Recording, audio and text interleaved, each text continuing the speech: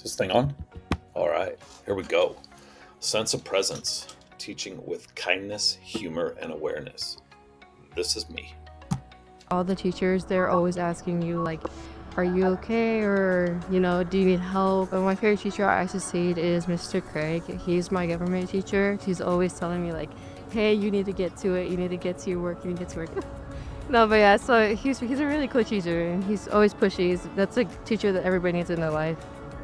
All the teachers, they're I always couldn't asking you, like, find are another you way to okay? better Or, explain do you why need I teach help? And than my this favorite teacher video I clip. succeed I is love Mr. this clip. Craig. He's my government. Anyway, it's really taken me a while to get to this spot. Buddha says that the path to enlightenment is only achieved by understanding the true nature of reality, and I can really relate to this.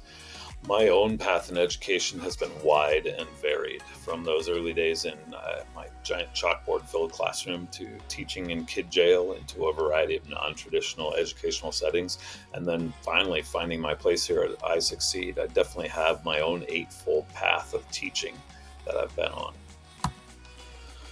This is what I do know: acts of service is my love language. I get this from my mother, 100%. She's where I learned to sacrifice myself for my loved ones in all the ways, both positive and negative.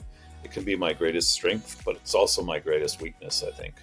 My wife has helped me find the balance between doing the most and doing what I need to do. And I'm really grateful to her for that, among all the things. Education lends itself to this language, I think, because we all kind of feel like we aren't giving and then we aren't doing. Or like if we aren't giving, then we aren't doing, right? And so as teachers, I think we have to learn that those what those boundaries are and find that balance. And I'm really working hard to get better at that. Teaching is hard. There's no doubt about it. Leading teachers is an even greater challenge for me, and I'm excited about it. But I have to keep in mind that sometimes getting lost in the trees and not seeing the forest is the hardest task that we often have to navigate. So I think my biggest strength in educational leadership lies in seeing that bigger picture, connecting what we're doing with our curriculum, what we're doing in our teaching practices, and how we're helping students experience their educational environment and going to school here. Uh, we connect all of this to the broader mission of the school. Sorry, my words are escaping me here.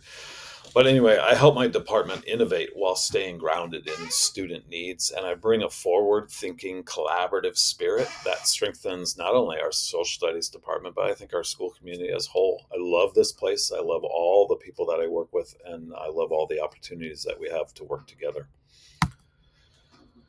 Really, it starts with a vision, right? It starts with looking beyond the day to day, and it starts with anticipating future needs and helping students understand the why.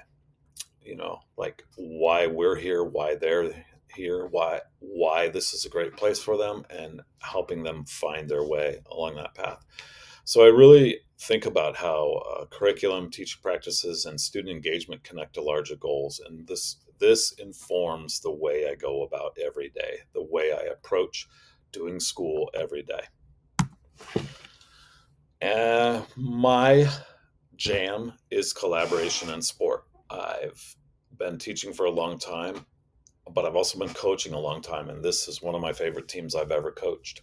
And they were all about supporting each other and elevating each other, and that's the spirit that I want to bring to this new challenge of mine. I want to empower others to challenge themselves.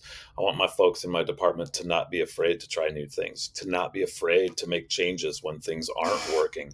I always think about my greatest lesson plans sometimes in brick and mortar were not the ones I spent hours on, but the ones that I came up with walking from getting my coffee in the morning to walking back to the classroom. And I was like, nope, throwing it out. I'm doing this.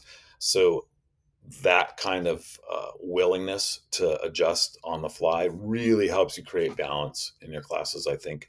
And that balance goes from the classroom to individual lives. And that's a big thing that I want to keep pushing. I want to leave an impression. I hope that what I do here lingers. And I want to inspire students and staff to have lofty goals for themselves. I'm not going to be here forever. Probably not. anyways. Although I always say I want to live to be 100, but I don't think I'll be teaching that long.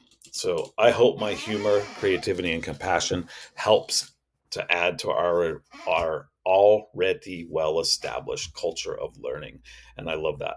I love what we're doing here, um, and what we're going to be moving forward. So how do I manage? How do I get through life? Well, first of all, I take deep breaths. I really focus my on my own personal mindfulness. I do that in a lot of different ways. I go to the gym. I focus on self growth.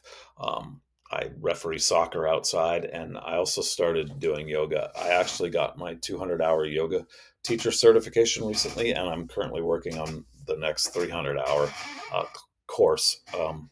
I don't know if I'll ever teach a yoga class. That's not the point of it. It's that growth and the things that I experienced by going through that process and learning, and just the self awareness that I have now, which I think is super important.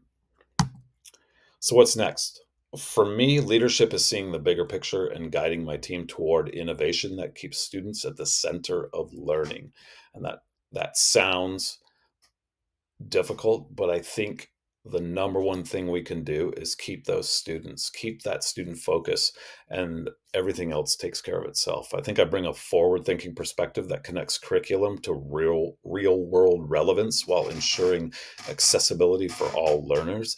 Basically, I just want it to make sense to kids. And when it makes sense to kids, I think it sticks with them. They learn.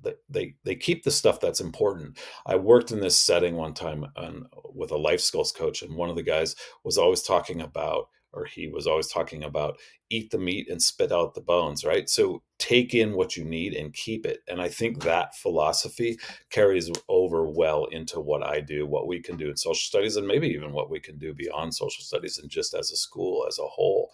I think by fostering collaboration and creativity, I hope to help colleagues feel supported in trying new approaches as well.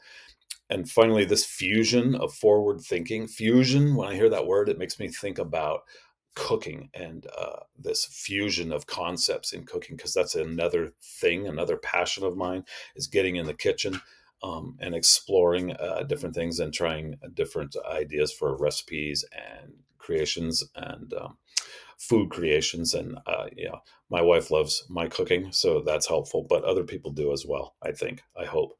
Anyway, that idea of the fusion of forward thinking, attention to detail, and constant reflection strengthens not only our department but the culture of the school as a whole. And that's about it.